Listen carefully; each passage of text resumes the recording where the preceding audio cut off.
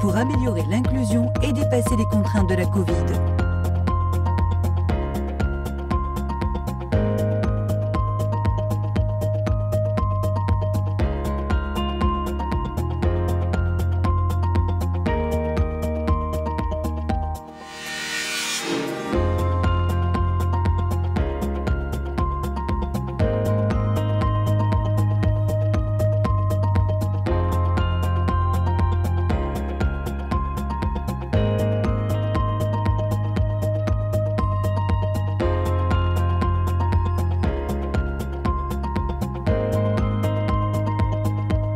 Le digital pour améliorer l'inclusion et dépasser les contraintes de la Covid.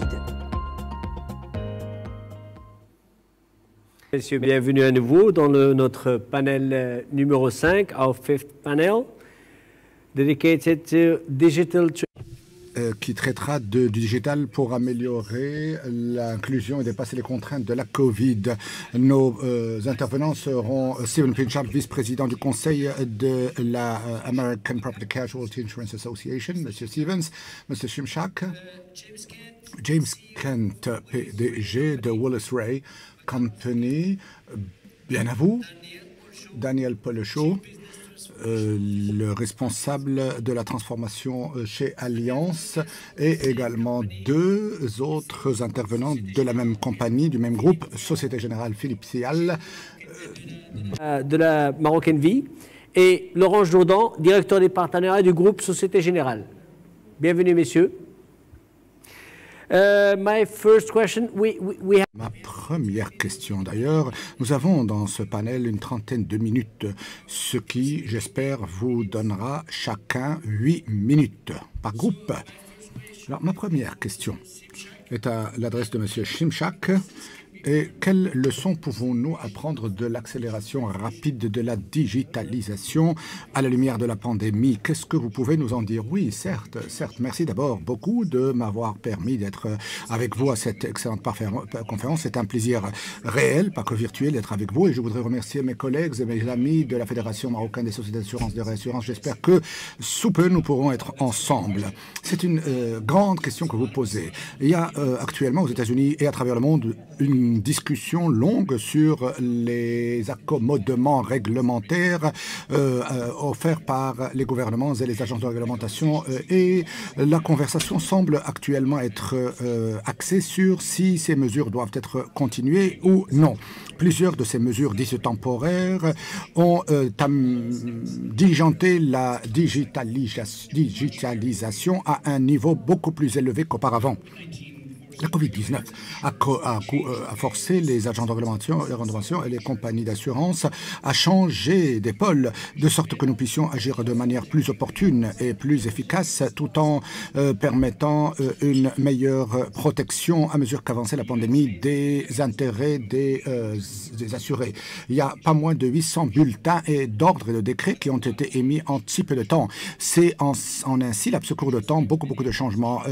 Avec le recul, plusieurs de ces changements ont été en mesure, pour des raisons des améliorations technologiques qui ont permis d'assurer un meilleur service. Comme principe fondateur, si une digitalisation donnée a été permise pendant la pandémie, qui a augmenté l'expérience client et également efficacité, et que ça n'a pas porté préjudice aux résultats dits prudentiels, etc., donc on devrait les asseoir, de sorte qu'il n'est pas vraiment certain si les mesures ont porté atteinte à la protection des consommateurs. Je ne pense pas. Les autorités gouvernementales devraient dans ce cas-là lancer une discussion pour savoir si elles doivent être rendues permanentes ou alors on devrait les arrêter, les suspendre. Et donc je voudrais prendre le temps de voir 3 domaines dans lesquels, en résultat de la pandémie, 3 domaines qui sont le commerce électronique, la capacité réglementaire et également le processus de dépôt de réclamation et de sinistre. Alors pour le premier, justement, thème, les besoins ont besoin de communications électroniques et de transactions qui vont à la vitesse grand C du commerce. Et je dirais que la pandémie a cimenté la réalité de ce souhait, désir du consommateur pour un commerce beaucoup plus axé et de manière beaucoup plus urgente.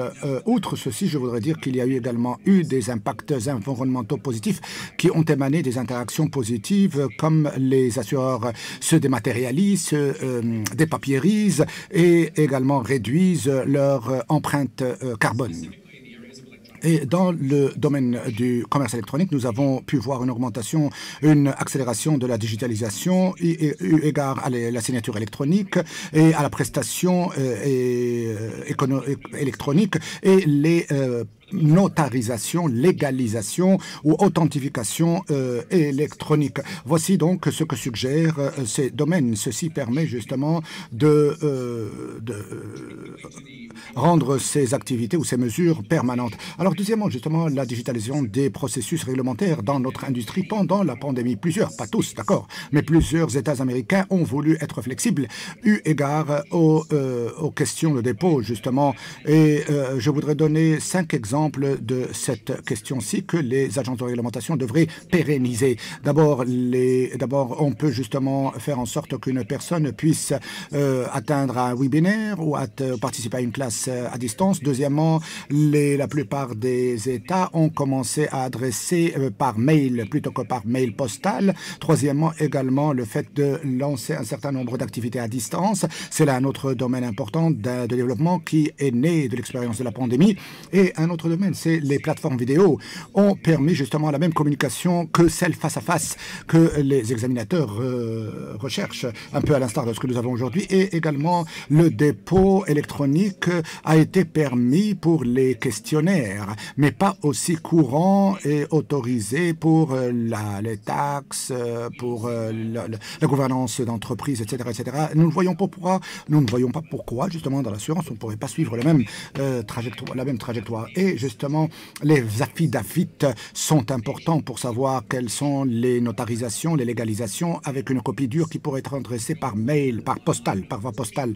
Et notamment la signature électronique, la livraison électronique serait d'un grand usage. Alors, d'un point de vue réglementaire, de la perspective réglementaire, qu'est-ce qu'il est nécessaire de réaliser pour faire en sorte que l'assurance devienne beaucoup plus encline à être digitalisée? En d'autres termes, de quoi avons-nous besoin? Je pense que les assureurs et les agences de réglementation américains et dans d'autres marchés doivent prendre du recul et voir justement les mesures qui ont été mises en œuvre et discuter de savoir quel a été l'effet, si effet il y a eu, et quel est l'effet des mesures. Est-ce que cette mesure a facilité le service à la clientèle par les assureurs? Et encore plus, de manière plus importante, y a-t-il eu des effets négatifs? Est-ce que les consommateurs ont trouvé qu'ils n'étaient pas en mesure de recevoir des documents, ou est-ce qu'il y avait des problématiques de réception par les assurés de leur police, etc. Si la réponse à la première question, c'est que le processus de l'assurance ont gagné en efficacité, et si ces mesures dites temporaires n'ont pas justement répondu aux besoins des consommateurs, je pense que ces mesures doivent être pérennisées. Et ceci exigera une communication entre agents de réglementation et assureurs. Mais tirer l'enseignement de cette pandémie qui a renforcé l'industrie, notre secteur, et qui nous a permis de mieux servir nos clients. Et d'ailleurs, avec la digitalisation, ça ne peut qu'aller crescendo. J'ai une question à l'adresse de M. Paul Shaw. La tendance dans le nouveau modèle de service et de la digitalisation, pensez-vous que ça va continuer? Et comment on va traiter les personnes qui ne sont pas digitalisées, en d'autres termes, qui ne sont pas couvertes par la digitalisation? Nous avons tendance à la digitalisation, d'accord, mais il y a également l'autre frange de la population qui n'est pas digitalisée. Pour M. Paul Shaw, oui. Et après, M. Simchang, si... Merci beaucoup. Vous pouvez m'entendre? Oui. Très bon. En réalité, ça, c'est l'une des questions cruciales qu'il va falloir embrasser encore et encore dans le proche avenir. Si vous pensez justement à la Covid, il y a vraiment une augmentation de la demande et il y a beaucoup qui s'est produit de sorte que nous puissions vraiment répondre à cette demande. Et ce qui est advenu également, c'est qu'en réalité, les gens sont devenus beaucoup plus habitués à ceci. À mesure que s'installe également la Covid, ils espèrent qu'on ne reviendra pas en arrière et que les acquis d'aujourd'hui ne seront pas oubliés le surlendemain de la Covid. Aussi, toute la population entière sait qu'il y a une augmentation significative de l'utilisation, mais il y aura quand même et encore des groupes qui ne vont pas utiliser ces canaux, qui sont frileux à ceci, ou alors parce qu'ils ne sont pas sur le plan technologique suffisamment avancés et sur le plan digital. En Allemagne, nous avons également dans notre portefeuille quelques personnes qui sont au-delà de 90 ans, donc c'est parce que c'est l'exclusion induite par l'âge qui est plutôt ici en question. Et également, je ne peux pas vraiment donner un pourcentage, mais un certain nombre de personnes ne veulent plus utiliser les canaux digitaux parce que ils craignent que les données ne soient plus protégées. Ils sentent un peu cet aspect d'ubiquité de leur personne un peu partout à travers leurs données personnelles. Et ainsi, le marché et les leaders du marché doivent agir parce que si vous êtes un acteur de niche, peut-être vous devriez continuer à travailler sur votre niche et dire peut-être je ne vais prendre que les clients qui sont désireux ou enclins à embarquer avec moi sur cette aventure de la digitalisation. Et donc, peut-être que d'aucuns pourraient dire que ce n'est pas vraiment possible pour une grande partie de la population, notamment âgée. Alors, pour l'instant, je ne vois pas vraiment qu'il y ait une tendance ou une réponse. Il y a plusieurs réponses. Ce que nous sommes en train de faire, c'est d'investiguer beaucoup, de faire des recherches pour savoir, notamment dans non seulement la technologie, mais également l'utilisation de la technologie, des outils technologiques. Et de ce, nous voyons comment, en réalité, digitaliser les canaux analogues. Nous avons quand même beaucoup de papiers parce que nous recevons beaucoup de factures de médecins, de prestataires de services. Donc, nous utilisons une technologie de pointe pour traduire ceci en format digital, de les déanalogiser. Et donc, s'il vous plaît, yes, please. Si vous pensez que la digitalisation de l'autre côté, à savoir d'entreprises de que des employés travaillent en mode distant. Qu'en est-il maintenant des employés, excusez-moi, c'est également quelque chose. D'abord, ceci a vraiment des effets positifs. Jusqu'à présent, nous avons 90% de personnes qui travaillent en télétravail. 9-0, 90%. Presque tout le monde travaillait depuis chez eux. Et ça a fonctionné très bien. Et ceci, dans un court laps de temps, ça a augmenté la fidélité à la marque, à savoir la fidélisation de nos clients. Et donc, les gens étaient beaucoup plus loyaux, beaucoup plus fidèles à notre entreprise durant ce court terme, cette période. Alors maintenant, la question, comment ça va continuer si ça continue? Parce que, in fine, aller au bureau et rencontrer vos collègues physiquement, face à face, c'est vraiment un élément de base de la création de la marque en tant qu'employeur. Et maintenant, les gens travaillent depuis chez eux. Et nous ne savons pas combien, justement, cet effet, quel effet aura cette période de temps. Je pense qu'il y a un mix. Et il y a un certain nombre de formats de travail, à savoir à distance. Je pense que jusqu'à 30-40% de personnes voudront préférer travailler de chez elles, mais également un retour à la normale au bureau et pour vraiment traiter de sujets plus complexes qui exigent une présence. Parce que nous sommes très bons lorsqu'il s'agit de digitaliser notre travail, lorsqu'il y a plus de standards, de normes, pas de conflits, mais nous atteignons les limites de cette situation lorsque vraiment il faut commencer à travailler les yeux dans les yeux pour faire de ce qu'on appelle en fait du remue-ménage et du réseautage. Et donc il faut pour cela avoir plusieurs personnes dans la même salle et non pas par écran interposé. Ma question maintenant à M. James Kent. Wallace Ray. Et la même question à vous, M. Wallace, mais quel est votre point de vue du transfert de risque de l'industrie à travers le digital et qu'est-ce qui a changé dans la manière dont vous pouvez interagir avec vos clients, M. Kent? Merci. Alors, un réel plaisir d'être des vôtres. Je vais suivre là où s'est arrêté dans ses commentaires Daniel et avec la marque. Je suis d'accord je concours à ce qu'il a dit en réalité. Certains des changements sont permanents maintenant, mais le besoin de collaborer, l'industrie dans laquelle nous travaillons, notre secteur, ça a à voir avec essentiellement l'innovation pour nos clients. Et il y a cette interaction humaine qui est nécessaire, qui est cruciale et qui appelle à un environnement de bureau. Vous allez trouver des entreprises qui sont beaucoup plus flexibles concernant le télétravail, mais les êtres humains sont faits pour interagir les uns avec les autres. Et je concours avec les commentaires de Daniel, à savoir que nous allons voir des collègues revenir à travailler sur des thèmes complexes dans les bureaux de nos entreprises et qui continueront peut-être par moment en dilettante de travailler en télétravail. Mais je vois que depuis l'année dernière, essentiellement, le travail a été fait. Je ne voudrais pas voir comment ça va être dans 20 ans. Comment vos employés, justement, ont réagi à ceci, au télétravail? Combien de votre personnel a travaillé à distance? 95%. En fait, les seuls qui étaient encore en présentiel et qui sont encore ouverts sont en Asie, en Australie, en Chine, à Tokyo. Et ceci, c'est tout, hein, c'est tout en termes de prélance. À Willis-Reed, nous avons 2200 employés et je pense que tout actuellement 100 travaillent à distance. Et je pense plusieurs des collègues ont vraiment ont envie de voyager. L'année dernière, je me rappelle, j'étais à Casablanca, c'était un moment agréable. Et d'autres de mes collègues et des employés auraient également voulu revenir au bureau pour rencontrer de vraies personnes et non pas de vrais écrans. Et voilà, donc, certes, ceci a donné lieu à des changements majeurs dans notre produit, dans notre prestation de produits. L'un de mes collègues a pondu une nouvelle acception, à savoir le bureau, le monde est notre bureau, quelque part, bureau d'ordinateur aussi. Et voilà, donc, partager une plateforme à distance peut avoir ses plaisirs également. Donc, je concours avec les propos de Daniel et ceci ne fait que prouver combien grande est notre résilience. Alors, l'industrie du transfert de risque. Alors, concernant la manière dont la technologie peut aider à se faire, est-ce que c'est votre question? Oui, oui.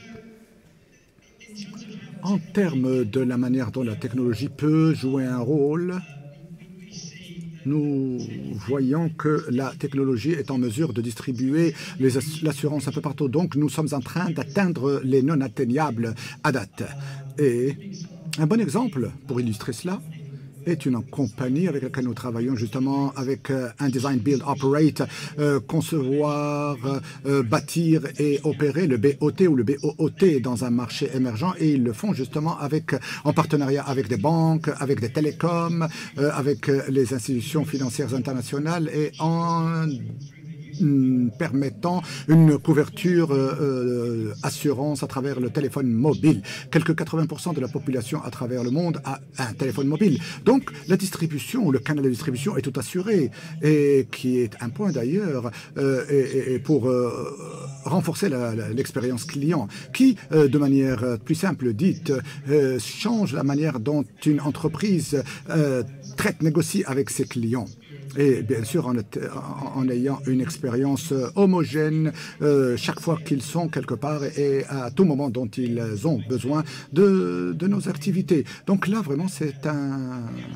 Comment dire, ça offre plusieurs voies et plusieurs options. Et par voie de conséquence, les personnes qui n'interagissent pas avec leurs clients en leur donnant cela, ben écoutez, ils perdent au change quelque part. Et donc, la possibilité également de faire son choix après avoir fait le tour des différentes compagnies d'assurance et donc également payer les sinistres lorsque nécessaire. La technologie s'est avérée justement un élément important lorsqu'il s'agit de payer la prime d'une assurance habitation, par exemple. Alors, la problématique, justement, de l'interaction avec les clients. Dans la manière conventionnelle de faire les choses, vous avez une personne qui arrive en compagnie d'assurance, il demande ce qu'il veut, vous lui expliquez, etc. Et disons que c'est quelque part, il est rassuré avant d'être assuré. Rassuré par ce que l'on lui dit, sur la manière dont on va l'assurer. Maintenant, avec le digital, vous avez un chat par robot interposé, et vous n'avez pas une personne avec de vrais yeux par devant vous auquel parler. ou à laquelle parler. Bon, ça change la perspective, certes, c'est important, parce que si vous pensez aux États-Unis maintenant comme étant vraiment un marché de l'assurance fort avancé, pour ne pas dire une géographie fort avancée en matière assurantielle, beaucoup vraiment de propriétaires de maisons et d'assurances est distribué à travers des agents. Je pense que le chiffre est 18 ou 80%, désolé. Et ceci est fait par interaction face à face. Et donc, voilà, l'exemple des États-Unis ici est certainement de mise. Alors, mais par contre, ce que je pense, c'est que la génération plus jeune est beaucoup plus à l'aise lorsqu'il s'agit d'interagir sur une plateforme telle que celle-ci, où on n'est pas dans la même salle que l'autre personne, mais qu'on interagit quand même à travers la technologie, et qu'il est intéressant lorsque en mars 2020 nous étions confinés, beaucoup d'appels continuaient à être faits à travers le téléphone mobile et Skype. Les gens n'étaient pas vraiment à l'aise lorsqu'ils devaient utiliser Skype, mais après un an, regardez le grand changement que ça fait maintenant. C'est rare c'est rare de parler au téléphone sans que je voile mon correspondant, etc. Maintenant, certaines personnes doivent quand même voir leur volonté d'interagir de manière humaine respectée, n'est-ce pas? Oui, mais comme je dis, ce sont les jeunes qui embrassent plus ces technologies. Alors, la même question est adressée maintenant à M. Vial et M. Jourdan. Et vous avez beaucoup d'agences qui ont fermé, donc du groupe Société Générale. Comment ça se passe? Comment on vend de l'assurance à travers de digital, et comment le digital vous a impacté? Un d'entre vous, messieurs. Philippe, please. Laurent. Hello. Bonjour. I'll do it in English. I'm very happy to be with you and with my... Je vais le faire en anglais. Je suis très heureux d'être avec vous, avec mon collègue Philippe ici. Nous avons une expérience en France, à savoir l'entier digital avec Boursorama, qui fait partie de Société Générale.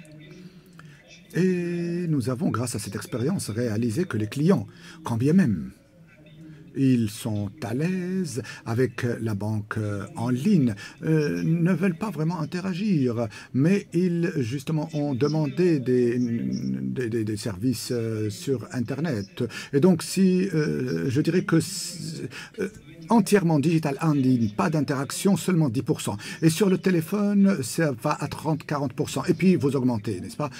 Si bien que nous n'opposons pas le digital et le téléphone ou le physique. Il s'avère que lorsque l'on combine les deux, nous avons plus de transformation et nous avons 3 à 4 fois la conformité, finalement, que l'on recherche. Et donc, je dirais...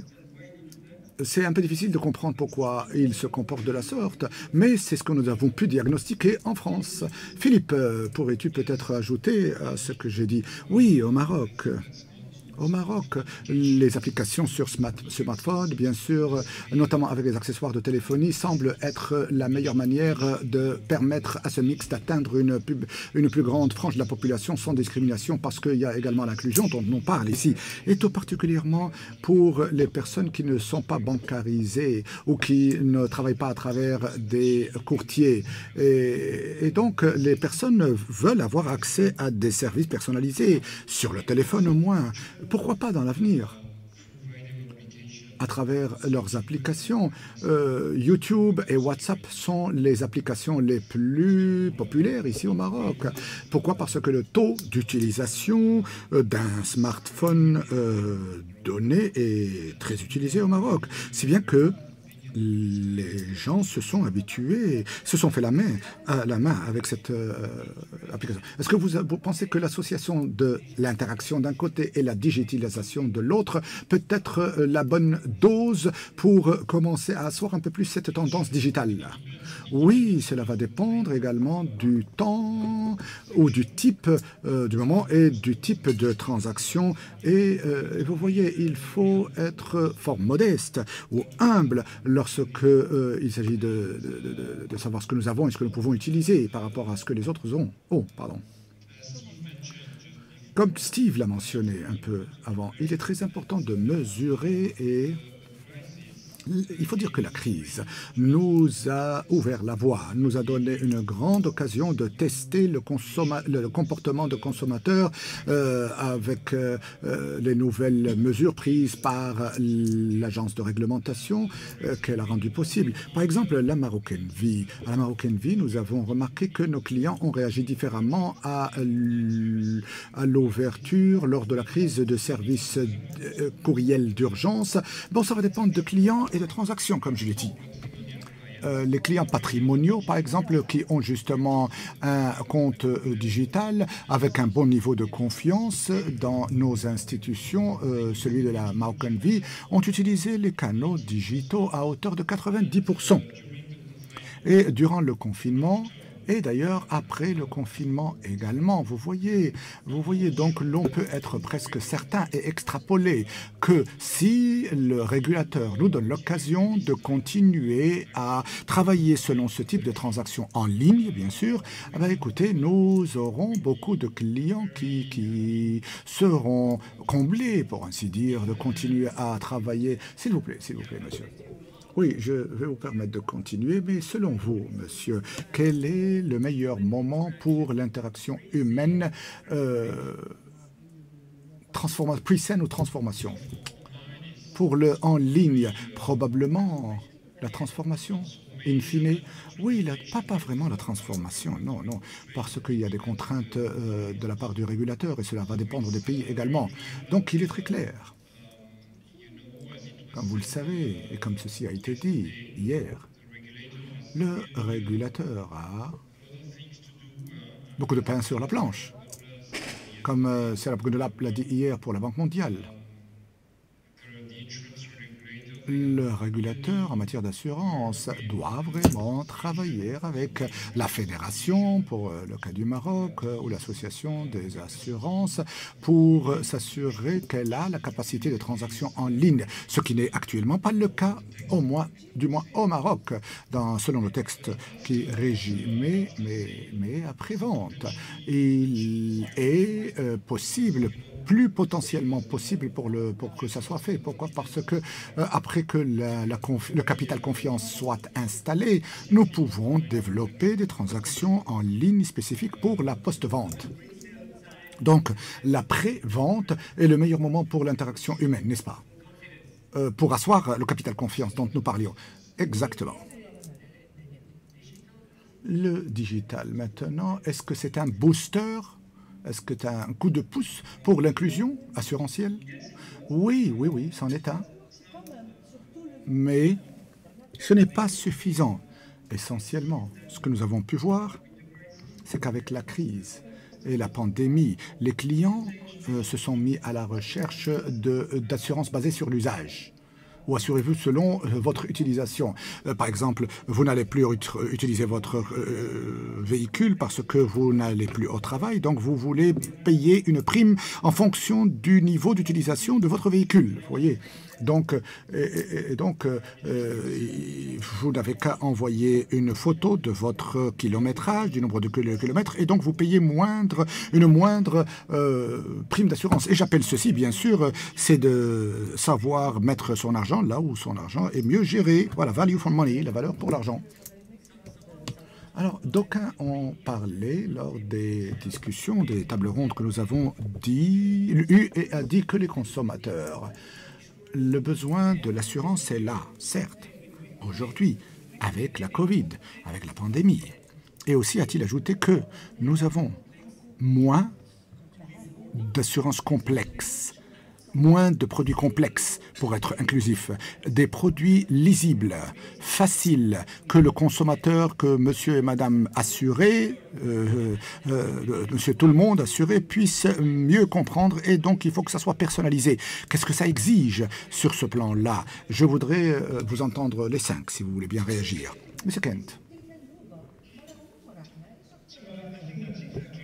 Je pense que c'est tout à fait vrai. Vous avez tout à fait raison. Ça revient au commentaire que j'ai fait auparavant. Nous avons une société de plus exigeante, à savoir avec une gratification instantanée. Et l'exemple qui a d'ailleurs été donné sur l'assurance basée sur l'utilisation ou l'usage, c'est ce qu'il faut. Les gens vont souscrire une prime d'assurance dans la mesure où ils vont vouloir trouver qu'il y a de la valeur à l'affaire. Si vous n'avez pas à utiliser votre véhicule ou votre assurance de voyage, de déplacement, et vous voulez qu'elle soit personnalisée, customisée, eh bien, écoutez, ainsi soit-il. Maintenant, la technologie va justement combler le fossé qui manquait. La technologie n'y était pas auparavant. Donc, en matière de souscription, la technologie vous permet de forer plus profondément, si je puis dire, et créer des produits personnalisés sur la base des besoins des clients. Et plus simple au passage d'ailleurs.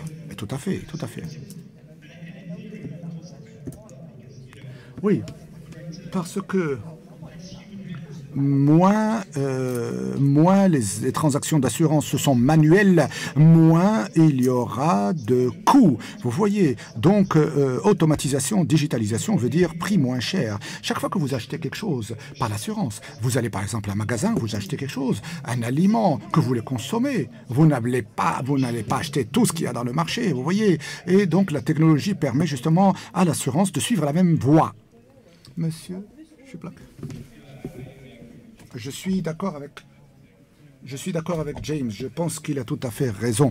Et lorsque je reviens à mon expérience d'achat d'assurance, de souscription d'assurance chez moi à Washington, D.C., j'étais en ligne et j'ai commencé à chercher des assureurs et j'ai mis condominium, copropriété. J'ai googlé 12 compagnies se sont incrustées sur mon écran et je dois dire que justement c'est là la manière justement pour réduire, pour faire une shortlist. Et puis par la suite, j'ai vu quel était le processus de souscription, de vente en ligne, et j'ai été en mesure de dégraisser au moins la moitié de ceci parce qu'il y avait également un système qui n'était pas personnalisé. Et puis par la suite, j'en suis arrivé au prix, mais finalement celui pour lequel j'ai opté était vraiment extrêmement personnalisable, très facile comprenure, et lorsque je voyais également le processus de demande sur l'écran de mon ordinateur, il y avait justement un spectre et je pouvais voir la couverture. Est-ce que par exemple je veux une couverture de $100 ou de $1 million.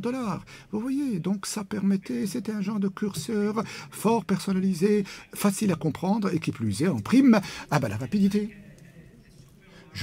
Pensez-vous que nous allons avoir un supermarché de l'assurance ? Vous avez des assurances, des primes d'assurance sur les étagères. Écoutez, ça serait l'opposé de la digitalisation dans la mesure où s'il faut aller sur place. Non. Sur Internet, que vous avez, vous pouvez sur Internet. Voilà. Par exemple, un magasin général de l'assurance. Certainement, des compagnies ont essayé de se faire en ligne, certes. Oui, c'est possible. Monsieur Paul Shaw. Je pense qu'on en arrive finalement à une formule très simple. Après tout ceci, la simplification est un prérequis d'une digitalisation réussie. Pourquoi? Parce que seulement à travers la simplification, vous pourrez augmenter l'expérience client et vous rendrez le client beaucoup plus satisfait. Et autre chose sur laquelle je voulais commenter, à savoir le comportement du client.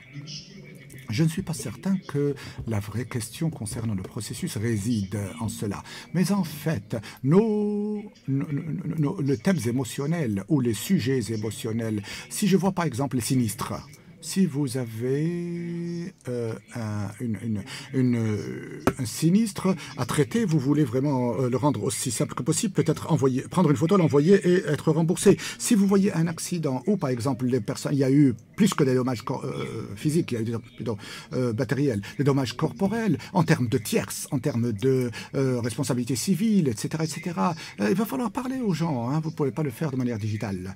Et également au niveau du processus de vente, c'est une activité très simple. Vous pouvez le faire, vous voyez, ça n'existe pas vraiment là de modèle très difficile. Et donc vous pouvez le faire sur Internet, mais à condition que ça soit, disons, vulgarisé. Le fait d'avoir ces simplifications, mais également le fait d'avoir un comportement du client, un comportement hybride du client, écoutez, je pense que c'est la voie ouverte à une assurance de plus en plus digitalisée.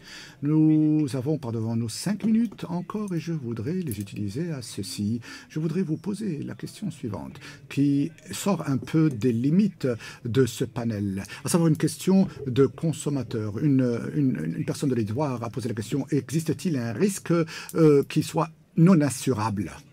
je ne sais pas, une réponse de l'un ou l'autre à la cantonade, s'il vous plaît. Quel risque est inassurable? Rapidement. Ah ben, je serais heureux de... Oui, oui, oui. Le plus évident, c'est les risques pandémiques. Voilà, un peu dans la foulée de la crise de la pandémie de la Covid-19. En fait, la magnitude et l'ampleur des pertes causées par la pandémie, la dispersion et l'étalement géographique de ces risques et également l'échéancier peu ou pas certain, justement, des effets de ceci rend tout ceci peu ou pas assurable. Quant à moi, la seule chose, le seul bémol que je mets à ce cas d'Steve, c'est justement l'ampleur des pertes causées par la pandémie qui est en train d'arriver à des milliers de milliards ou des trillions de dollars. Et il n'y a pas suffisamment de capitaux dans notre industrie. Mais je pense que l'industrie a un rôle à jouer, à savoir ce rôle d'hybride, aussi bien de risques couverts par le privé et par l'État. Et l'industrie, la nôtre, doit jouer un rôle pour mieux comprendre et modéliser les risques et couvrir ces risques. Pourquoi? Parce que des milliers de milliards de dollars de capitaux pour mieux comprendre ce que c'est le risque et s'assurer qu'il y a un retour sur la couverture des risques. Je pense que Steve a raison. Et la cybersécurité est quelque chose qui n'obéit à aucune frontière. Vous voyez? Et tout ceci, un portefeuille d'assurance, c'est la diversification, la non-concentration pour faire en sorte que vous puissiez justement couvrir des pertes et des sinistres. Et la pandémie et les événements de cybersécurité, que ça fait mal également aux actifs, aux liquidités. Et le terrorisme, le nucléaire. Vous voyez, voilà, donc l'industrie ne peut pas vraiment assurer sans être elle-même réassurée. Jordan? Le cyber, c'est vraiment un défi. Je ne fais pas de la souscription dans ce domaine. La cybersécurité constitue un défi. Parce que imaginez-vous toute une administration ou un pays qui, de but en blanc, est confiné, autrement que par le Covid. Je ne suis pas certain que ceci puisse être assurable en réalité. Monsieur Jourdain. Oui. Concernant la les cyberattaques, etc., je ne peux pas imaginer tout le pays être bloqué, gelé, à savoir toutes les administrations, peut-être certaines compagnies publiques, entreprises, et ce serait vraiment très très cher que de couvrir cette assurance. Monsieur Yann, je n'ai pas autre chose à ajouter par rapport à ce qui a été dit. Le cyber-terrorisme, le nucléaire, oui. Et même si nous avons un rôle à jouer, certes, et que nous avons joué ce rôle au Maroc, notamment au niveau de la couverture, vous voyez, pourquoi? Parce que c'était pour des personnes physiques, pour des individus, et nous avons couru le risque. Et nous espérons que nous ne le regretterons pas et qu'il était judicieux de prendre ce risque au Maroc, car grâce à l'administration, pour l'instant, ou au gouvernement, la pandémie a été bien gérée. Hein. Bien. Nous nous sommes engagés sur cette voie parce que nous avons voulu être aux côtés de nos clients. Alors, monsieur, rapidement, je dirais qu'il y a toujours justement des changements. Lorsqu'il y a des changements systémiques rapides, ceci ramène des défis. Et qui dit défi dit certainement une limite. Et pour l'instant, je m'en fais plus au développement géopolitique. Et s'il y a le potentiel pour des changements systémiques rapides ou pour lequel nous, au niveau de l'assurance, nous ne pourrions pas nous ajuster ou nous aligner là-dessus. Merci, messieurs, merci, gentlemen. Et au nom de la Fédération marocaine des sociétés d'assurance et de réassurance, je voudrais vous inviter d'ores et déjà à l'édition, la 8e du RDV de Casablanca. Merci pour votre contribution. Merci, au revoir. Au revoir tout le monde.